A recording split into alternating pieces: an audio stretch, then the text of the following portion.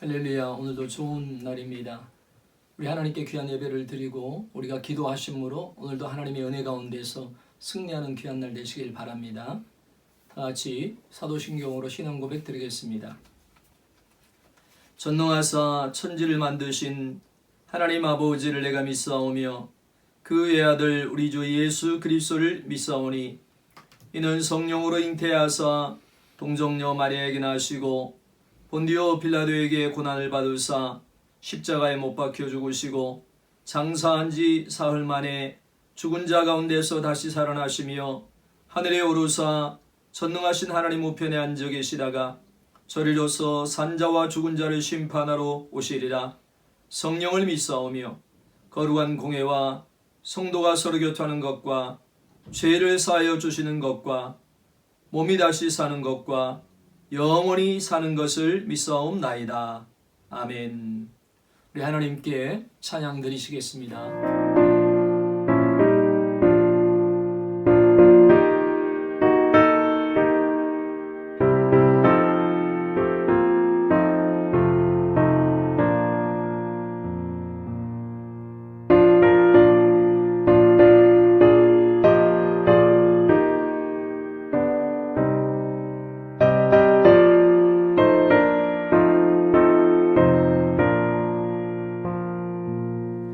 갈보리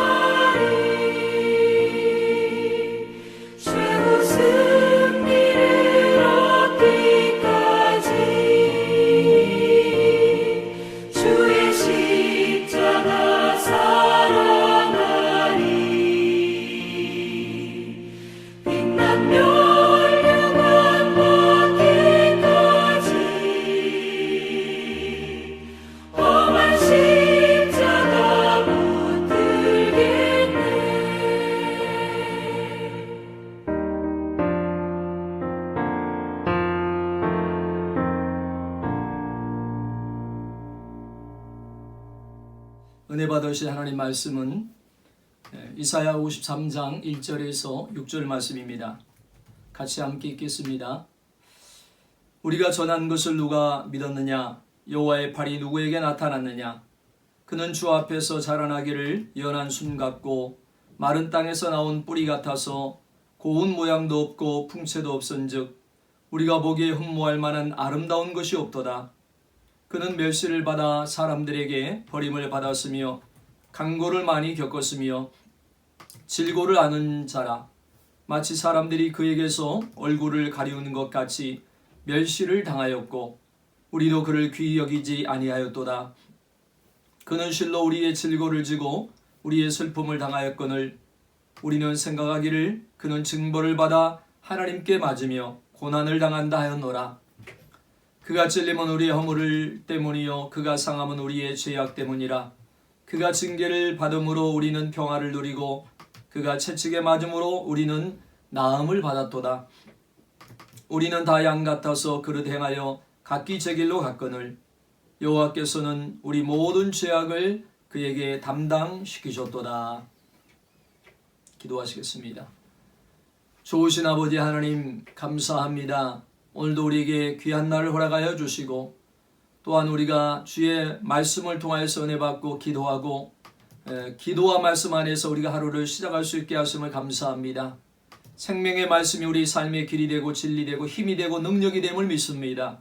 오늘도 말씀을 듣게 하시고 그 말씀을 통하여 은혜 받아 아버지 하나님 주님이 우리에게 주신 아버지 하나님의 사명을 잘 감당하는 하나님의 백성들이 되게 하시고 아버지 말씀 가운데 더욱더 하나님께 가까이 아버지 나아가는 우리들 되게 도와주시며 기도할 때마다 성령의 충만함을 도와주시고 하나님의 뜻이 이루어지는 복되고 귀한 삶 될 수 있도록 인도하여 주시옵소서. 감사하고 예수님의 이름으로 간절히 기도드리옵나이다. 아멘. 오늘 이사야 53장 1절에서 6절 말씀을 가지고 멸시받은 예수라는 제목으로 함께 은혜를 나누도록 하겠습니다. 이사야서는 예수 그리스도에 관한 메시지로 가득 차 있습니다. 특별히 이사야는 예수님이 탄생하기 750년 전에 고난받는 종 예수님에 대해서 예언했습니다. 그런데 예언이 얼마나 사실적이고 묘사가 구체적인지 정말 놀랍습니다.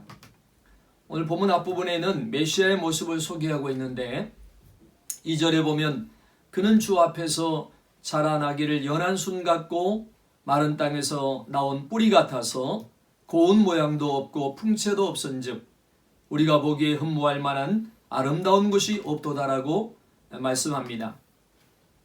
사람들이 예수님의 외형을 볼 때 놀랄 정도였습니다. 고운 모양도 없고 풍채도 없었기 때문입니다. 간혹 예수님을 그린 성화들을 보면 굉장히 멋있는 분으로 묘사됩니다. 하지만 사실 예수님은 강렬한 태양에 그을린 투박한 중동 남자의 모습입니다. 연한 순 같고 마른 땅에서 나온 뿌리 같은 초라한 외모였습니다. 외적으로 보면 예수님은 전혀 매력적인 모습을 갖추지 않으셨습니다. 왜 예수님은 멋진 모습을 갖추고 오지 않으시고 망가지신 그런 모습으로 오셨을까요? 왜냐하면 주님은 겉을 꾸미기 위해 이 땅에 오신 분이 아니기 때문입니다. 세상은 겉을 꾸미는데 관심이 많습니다. 최대한 멋있고 화려하게 자신을 미화하는 것에 익숙합니다. 인간의 심리의 숨은 허영심은 외형주의를 부추깁니다. 우리는 겉모양을 꾸미기 위해 돈과 시간을 많이 들입니다. 특별히 우리나라는 지나친 외형주의의 성향이 유행 이상으로 많아졌습니다. 왜 이렇게 우리가 이런 외형주의 세상을 살까요? 외모를 보고 판단하는 시대를 살고 있기 때문입니다. 그런데 예수님 시대도 마찬가지였어요. 예수님은 볼품이 하나도 없었습니다. 힘이 넘치는 승리자의 이미지보다 고통을 당한 피해자의 모습이었습니다. 그래서 예수님을 보면 사람들이 놀랐습니다. 주님은 겉을 꾸미는 것을 경계하셨습니다. 가장 혐오하신 그룹이 있는데 그들은 누구입니까? 바로 바리새인들이었습니다. 바리새인들의 이중성을 경계하셨습니다. 주님이 대노하신 이유는 바리새인들이 겉을 꾸미는 것에만 집중하고 속은 더러움으로 가득 찼기 때문입니다. 인간은 죄로 인해서 망가질 대로 망가졌습니다. 겉으로는 참 모범적인 사람인데 실제로는 전혀 아닌 사람들이 많이 있습니다. 성경이 말씀하신 인간의 모습을 보아야 합니다. 우리가 사는 세상을 보십시오. 겉으로 보면 얼마나 아름다운 세상입니까? 그러나 모두 훌륭한 가면을 쓴 것뿐입니다. 가면을 쓰고 있는 동안에는 자신이 누구인지 알지 못합니다. 그 가면이라는 것이 무엇이냐? 자기를 그럴듯하게 포장하는 교만의 가면입니다. 주목해야 하는 것은 하나님이 가장 싫어하는 죄는 바로 교만이라는 사실입니다. 주님의 외모에서는 교만을 느낄 수 없었습니다. 겸손 그 자체였습니다.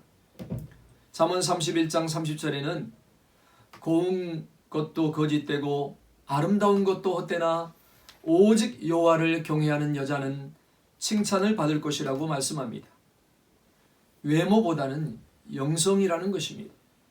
자신의 현재 영적 상태를 미화하는 것은 위험합니다. 주님의 겉모습은 세상의 기준으로 보면 연약하고 볼품이 없었습니다. 주님은 연약한 자의 모습으로 세상에 오셨습니다. 화려한 것과는 거리가 멀었습니다.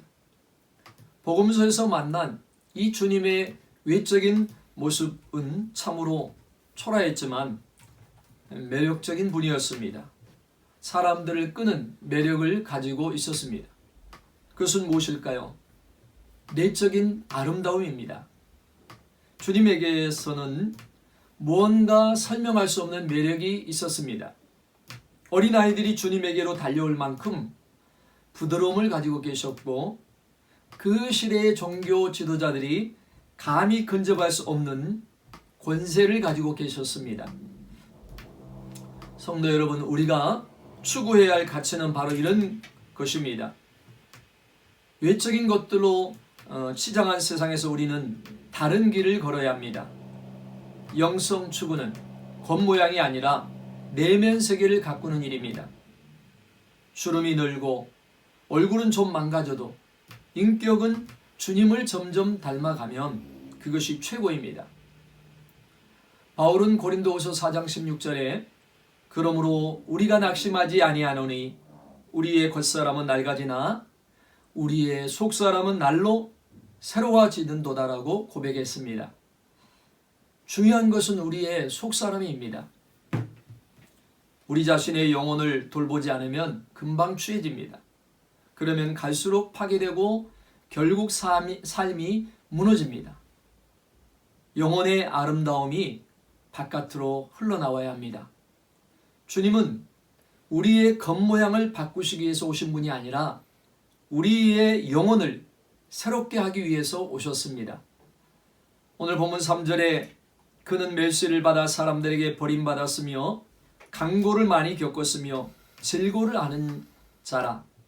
마치 사람들이 그에게서 얼굴을 가리운 것 같이 멸시를 당하였고 우리도 그를 귀히 여기지 아니하였도다 라며 이사야 선지자는 고난받는 종의 모습을 구체적으로 묘사합니다. 핵심적인 것은 멸시를 받고 버림을 받았다는 것입니다. 십자가는 무엇을 말합니까? 십자가는 거절과 저주의 상징입니다. 이사야의 예언은 그대로 이루어집니다. 요한복음 1장 11절에 자기 땅에 오매 자기 백성이 영접하지 아니하였으나 라고 말씀합니다. 주님의 공생애는 처음부터 끝까지 거절에서부터 거절로 끝납니다. 예수님의 가족마저도 주님을 따돌립니다. 고향 나사렛 사람들은 예수님을 우습게 여깁니다. 동네 사람들의 거절, 유대인들의 박해, 그리고 종교 지도자들의 그런 멸시 속에서 사셨습니다. 주님은 환영받지 못할 정도가 아니라 멸시와 거절의 환경 속에 둘러싸여 계셨습니다. 예수님의 복음이 가는 곳은 언제나 거절과 배척이 있습니다. 십자가 사건은 거절 중에서도 거절임을 예수님의 절규를 통해서 알 수 있습니다. 십자가에서 예수님은 엘리 엘리 라마 사막다니 나의 하나님 어찌하여 나를 버리셨나이까 라고 절규하셨습니다. 누구로부터 버림을 받으셨습니까? 바로 아버지로부터 버림을 받았습니다. 예수님이 세례를 받고 요단강을 올라오실 때 이는 내 사랑하는 아들이요 내가 내 기뻐하는 자라고 말씀하셨던 하나님께서 그 아들을 지금 십자가에서 버리신 것입니다. 아버지로부터 버림받은 고통이 어떤 것인가? 우리는 알 길이 없습니다. 인류 최초의 에덴에서 일어난 일은 죄에 대한 심판으로서 에덴에서 추방당한 것입니다. 하나님으로부터 거절받음, 이것이 바로 인간에게 주어진 저주입니다. 하나님으로부터 버림받은 순간 인간은 우주적인 고아가 됩니다. 하나님으로부터 온 거절은 인간의 근원적인 문제입니다. 우리는 이 문제를 해결할 수 없습니다. 그래서 그리스도는 이 문제를 해결하시기 위해서 십자가에서 죽으셨습니다. 그리스도가 십자가에서 거절받으심으로 우리는 하나님으로부터 환대받게 되었습니다. 이 거절이 환대로 바뀐 사건, 그것이 십자가의 사건입니다. 그리스도에게 나아가지 아니하면, 우리가 나아가기만 하면 하나님은 우리를 향해서 두 손을 펴시고 끌어안아 주십니다. 이것이 복음입니다. 세상에서 아무리 거절받고 상처를 입었다 해도 주님은 우리를 받아주십니다.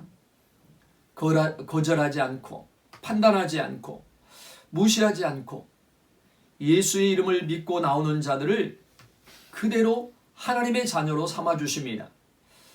십자가로 인해 주어진 하나님의 환대를 깊이 경험하십시오. 그리고 무엇보다 우리 자신이 경험한 이 환대를 거절과 무시로 고통받는 사람들에게 드러내며 살아가십시오.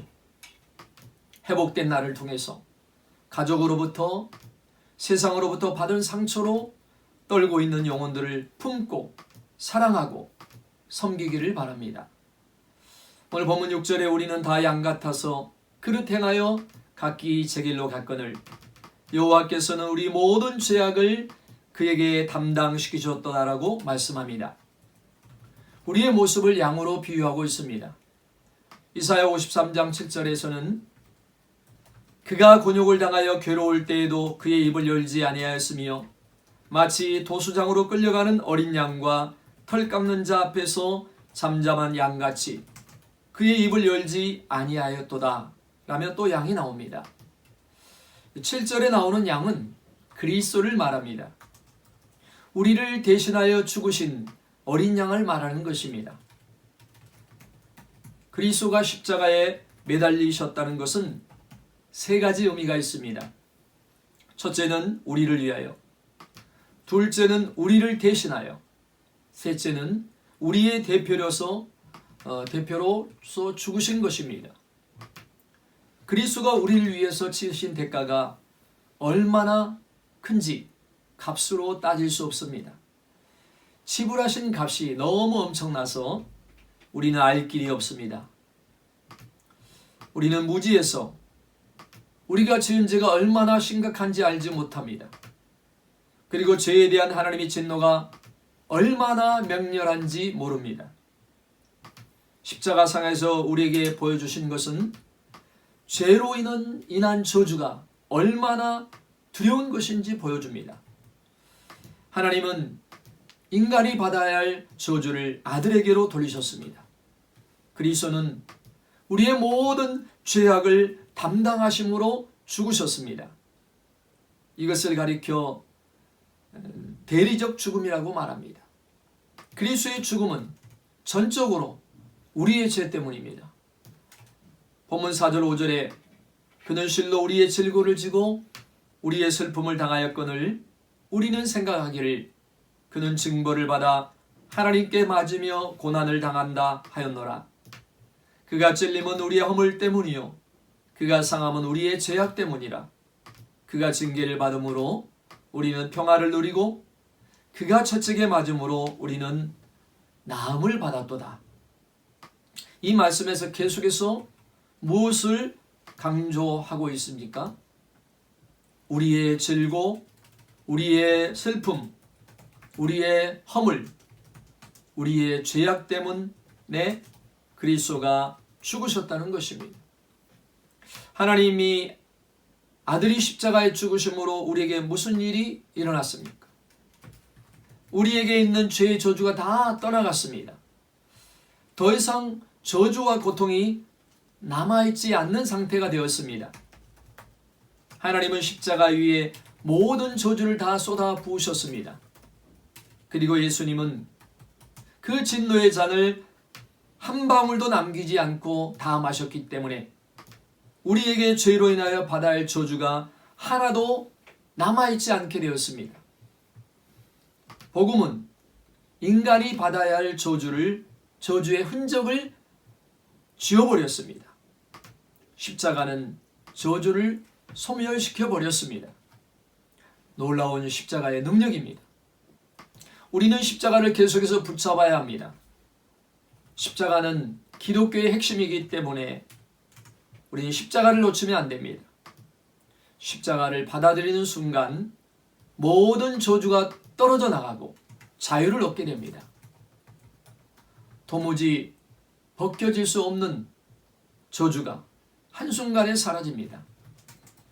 더 이상 남겨진 저주가 눈꼽만큼도 없습니다. 십자가는 간단한 주제가 아닙니다. 인간의 삶에 미친 가장 지대한 메시지입니다. 예수님을 믿고 하나님의 자녀가 된 이상 우리는 하나님으로부터 버림받지 않게 되었습니다. 요한복음 14장 8절에 내가 너희를 고아와 같이 버려두지 아니하고 너희에게로 오리라고 말씀합니다. 말씀은 영생의 삶이 시작되었음을 우리에게 알려주고 있습니다. 더 이상 갈증을 느끼지 않아도 됩니다. 그리스도가 영원한 생수가 되십니다. 더 이상 악에 희생당하는 삶을 살지 않아도 됩니다. 놀라운 하나님의 사랑이 우리 안에 우리가 들어오게 된 것입니다. 로마서 8장 32절에도 자기 아들을 아끼지 아니하시고 우리 모든 사람을 내주시니가 어찌 그 아들과 함께 모든 것을 우리에게 주시지 아니하겠느냐라고 말씀합니다. 우리가 그리스도 안에, 그리스도가 우리 안에 거하십니다. 내 안에 계신 그리스도와 함께 살아가는 은혜는 놀라운 삶입니다. 이제는 저주의 영향력이 사라지고 참 생명의 영향력이 우리 가운데 역사하고 있는 것을 믿으십시오. 세례를 받는 것도 놀라운 일입니다. 그냥 세례를 받는 것이 아닙니다. 옛사람은 죽고 새사람이 되는 일입니다. 옛사람이 어떤 사람입니까? 죄로 지배를 당하는 자, 이기심으로 가득 찬 자, 욕심으로 가득한 그 자아입니다. 그 자아가 죽는 것이죠. 그리고 이제는 내 안에 새로운 주인이 찾아오신 것입니다. 내 안에 참 생명으로 오신 그리스도와 함께 살아갑니다. 하나님의 자녀로 죄에 대해서는 죽고 의에 대해서 사는 자로 살아가는 것입니다. 이제는 우리가 그냥 사는 것이 아닙니다. 예수의 생명이 우리 안에서 약동합니다. 성도 여러분, 봄이 오면 온 땅에 생명이 약동하듯이 이제 우리는 부활의 생명처로 살고 있는 것입니다. 우리 안에 그리스도가 사시는 삶이란 이전의 삶과는 전혀 다른 삶을 살게 하십니다. 저주가 없는 상태의 정도가 아니라 하나님의 자녀의 권세를 누리고 살아가게 됩니다. 요한복음 14장 12절에서 13절에 내가 진실로 진실로 너에게 이르노니 나를 믿는 자는 내가 하는 일을 그도 할 것이요 또한 그보다 큰 일도 하리니 이는 내가 아버지께로 감이라. 너희가 내 이름으로 무엇을 구하든지 내가 행하리니 이는 아버지로 하여금 아들로 말미암아 영광을 받으시게 하려 함이라. 그리스도를 통하여 우리에게 주어진 이 축복들을 구체적으로 경험하고 또 세상 가운데 이 복음을 선포하며 살아가는 은혜가 있기를 바랍니다. 참된 기쁨과 평안, 자유함들을 경험할 때 십자가의 능력에 두 손 들어 찬송하게 될 것입니다. 십자가의 강력한 은혜가 성도 여러분들에게 밀려오는, 그래서 세상을 승리하는 주의 백성들이 되시기를 주의 이름으로 축원합니다. 기도하겠습니다. 아버지 하나님 감사합니다. 오늘 이 고난주간 우리가 주님의 이사야 말씀을 통하여서 우리를 위해서 고난과 질고를 당하시고 멸시를 받으신 예수님에 대해서 다시 한번 아버지 생각하고 또 은혜를 나누게 하심을 감사합니다.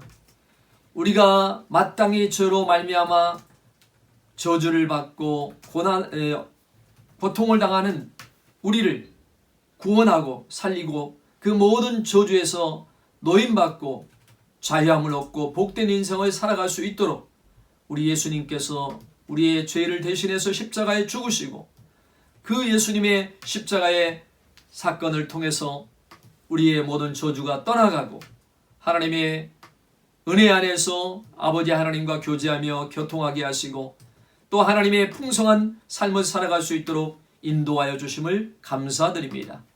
하나님이 이 고난주간에 예수 그리스도의 놀라우신 그 은혜와 사랑을 깊이 묵상하며 아버지 하나님을 더욱더 깊이 생각하는 시간들이 되게 하여 주시고 아버지 그 예수님을 이제 우리 안에 모시고 살고 날마다 우리가 주님의 말씀 가운데 생명의 양식을 먹고 주님과 더불어 먹고 마시며 교제하며 동행하며 하나님의 뜻을 이루어가는 우리 모든 성도들이 다 되게 하여 주시옵소서.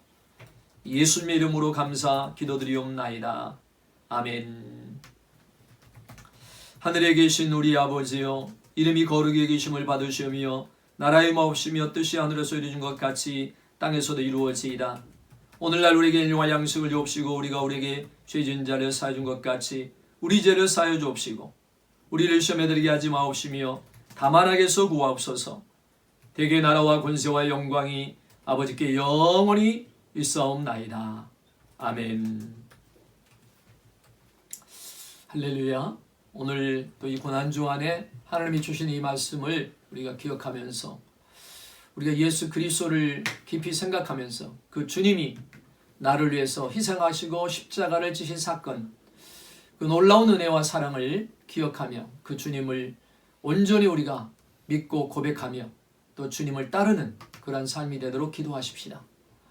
하나님의 사랑 기억하면서 그 사랑 안에 우리가 하나님의 자녀 되었으므로 우리가 하나님의 자녀답게 살고 이 땅에서 하나님의 뜻대로 주신 사명 잘 감당해서 이 생명의 복음, 구원의 복음을 또 모든 사람들에게 증거하고 전하는 삶이 되고 우리가 하는 모든 일을 통하여서 아버지께 영광 돌릴 수 있는 우리 성도들이 되도록 기도하시고 여러분의 가정을 위해서, 자녀들을 위해서, 또 우리 교회를 위해서, 우리 성도들을 위해서 우리가 같이 간절히 합심으로 기도하는 시간 되기를 바랍니다.